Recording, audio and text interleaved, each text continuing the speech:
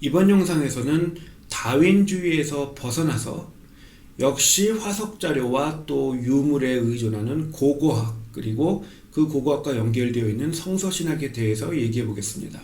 사실 다윈주의와 고고학의 기반이 되는 방사성 동위원소 연대 측정법과 같이 인간의 추정과 가정, 합의에 불과한 임의적인 주장이 현실에서 오류로 입증되는 것은 전혀 놀랄만한 일이 아닙니다.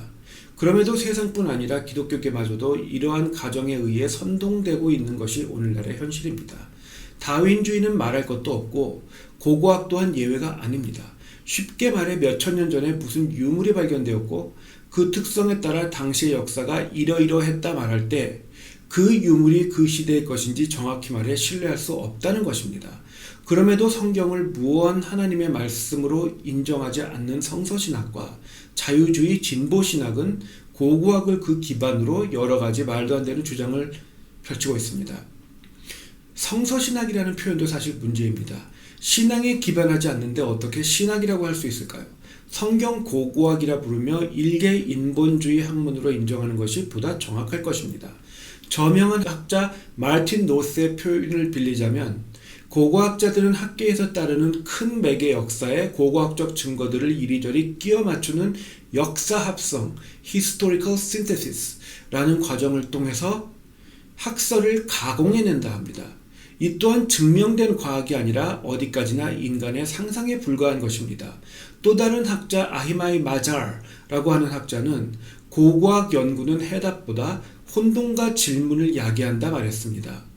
레스터 그랩는 고고학자들 사이에도 무언가 의견이 일치되는 경우를 찾을 수 없으며 역사의 해석 관점과 방법만 점점 늘어간다 평했습니다.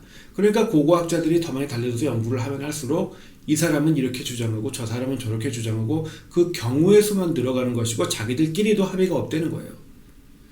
앤선 레인이라고 하는 학자는 고고학적 자료를 통해 추정할 수 있는 것 자체가 매우 적은데 그 적은 것들에 기반해 어떠한 맥락을 상정하는 경우가 대부분이라고 평했습니다.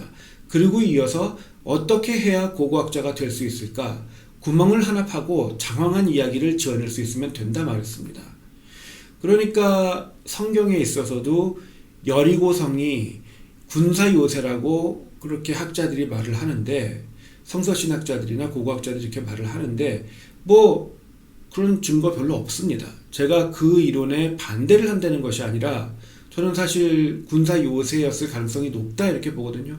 그런데 그 군사 요새였다는 물리적인 증거라고 할 수 있는 게 빗살무늬 토기가 없이 아무런 무늬가 없는 토기가 발견됐다는 것, 그거밖에 없습니다. 고고학이나 성서신학이 이런 거예요. 이처럼 불확실하기 짝이 없는 이론과학, 인간이 무엇이든 상정하고 만들어내면 그대로 된다, 인간의 꿈은 이루어진다는 식의 인간중심주의 학문에 기반하는 진보신학, 성서신학, 자유주의 신학, 이런 것에 21세기에 똑똑한 교회가 휘둘리고 있는 것입니다.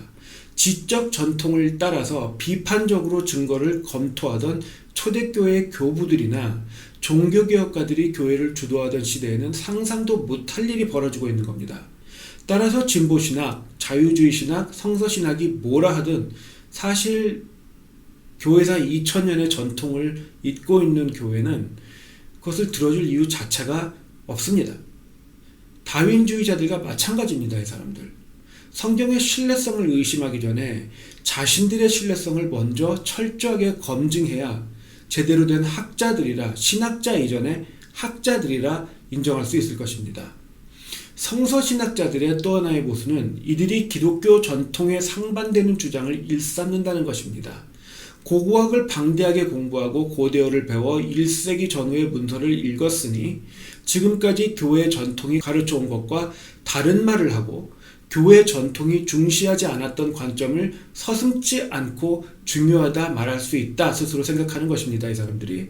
그런데 문제는 그 전통을 누가 만들었냐는 거죠. 제가 신학교에서 헬라어를 배울 때 교수에게 질문한 적이 있습니다. 당시 점용했던 신학학 교수 이름을 대면서 그 사람이 교회의 전통을 세운 교부들이나 종교개혁가들보다 헬라어에 더 정통했는지 물었습니다. 그러니까 그 교수는 제게 대답하기를 그 교부들과 심지어 종교교학가들도 성경이 말하고 있는 바로 그 문화적 맥락 안에 살고 있었다. 누구도 성경의 헬라어나 성경적인 문화의 맥락을 그 사람들보다 잘 알 수는 없다. 21세기에는 그 사람들만큼 잘 아는 것이 불가능하다. 이렇게 답했습니다. 대위임령은 기독교 신앙이 무엇인지 적나라하게 드러내줍니다. 뭔가 새로운 말을 하는 것이 아니고 새로운 관점을 제시하는 것이 아닙니다. 예수님께서 사도들에게 모범을 보이셨던 그대로 계승하는 것이 기독교 신앙입니다. 가르쳐 지키게 하라 하셨지 새로운 것을 발굴해라 하신 적 없습니다. 과학적으로 입증된 바 없는 추론들과 가정들을 들고 전통을 세웠던 장로들만큼 성경의 문화와 맥락에 대해 알 수도 없으면서 마치 그 장로들보다 교부들보다 종교개혁가들보다 더 잘 알고 보다 뛰어난 척하는 것은 학문이 아니라 위선, 그것도 자기 눈을 스스로 가리는 어리석은 모순에 불과합니다. 교회는 이러한 학문을 신학으로 인정한 것을 회개하고 그들로부터 돌아서야 합니다. 그들과 하나하나 따져볼 필요 자체가 없습니다. 적어도 타임머신이 개발되어 그들 마음대로 가정한 추정을 사실로 증명하기 전까지는 학자로도 인정해 줄 필요가 없습니다. 그런데 상식적으로 생각해봐도 타임머신이 있다면 그들의 관점보다 교회의 전통을 세운 장로들의 관점이 되려 증명될 것으로밖에 저는 보이지 않습니다. 결국 고고하게 기반하는 역사학과 성서신학, 즉 진보신학과 자유주의 신학의 대부분은 인간의 추론에 불과한 것입니다. 마태복음 28장의 대위임령으로 인해 새로운 관점을 발굴하는 것이 아니라 받은 것을 그대로 계승해야 하는 교회 입장에서는 고려할 가치도 없는 인간 중심주의 관점입니다. 진보주의자들은 그래서 교회가 자신들의 관점에 관심을 주지 않을 경우 학적이지 않다 비난합니다. 그러나 학술적이라는 것이 도대체 무엇일까요? 충분히 교차 검증되어 증명된 충분한 양의 객관적 자료를 기반으로 합리적 가설을 세우고 그것의 진위를 또 객관적으로 심사하는 것이 아니라 눈꽃만큼의 무언가를 가지고 뭐 대단한 소리를 하는 그런 식의 임의적인 추론을 펼치는 것이 학적인 것이라면 기독교인들뿐 아니라 정상적인 사고가 가능한 모든 인간은 학적이지 않도록 최선을 다해야 할 것입니다. 세상의 관점들 중에는 교회가 관심을 둘 가치가 없는 것들도 있습니다. 이들의 상상의 나래가 도를 지나쳐 악의적으로 교회를 회파할 경우 그에 맞서 그들의 주장이 추론에 불과하다는 것을 보여줄 필요는 있고 또 그렇게 할 수 있는 자들을 교회에서 길러내야 할 것입니다.